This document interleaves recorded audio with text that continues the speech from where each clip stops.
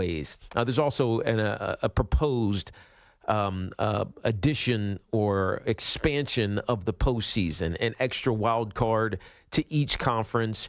The bye only goes to the top seed, which I guess incentivizes you to have the best record in the National Football League. That way your window or your road to a championship is only 3 games as opposed to 4 games. But that's something that could take place more frequently, and I think that's actually a great thing because it gives us more football. It potentially takes away a preseason game, which is most of them are pointless, because the guys don't even play in that 3rd preseason game like they used to. So get rid of a preseason game, pay the guys a regular salary as opposed to a preseason salary, which is about a 1/10 of what they make during the regular season, and add another game, which we as consumers aren't going to complain about. The big one, though, as I was alluding to, is this 17th game. Now, you can put this in so many different ways to talk about. Why are we talking about a 17th game? It makes it uneven.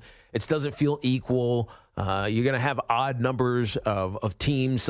Some team is going to have a home field advantage more than another team that has to play that odd number game on the road. It just feels inequitable. And obviously, players will talk about player safety. But there's also a lot of players who are very interested in making extra money. Now, the caveat to this X17 game would be there would be an increase in league revenues, or at least player share of league revenue. Well, definitely there'd be an increase in total league revenues because there's one more regular season game. But the player share of league revenues would increase by what they're saying, a percentage point. So from 47% to 48%, which is about $150 million per club. And over the length of that deal, that's a big number for players. So that's one side of it. The other side of it, and I talk about the unfairness of one team having a home game. When you think about how the league generates revenues, or at least new revenues, not the existing one, not the TV deals, not the ticket sales, not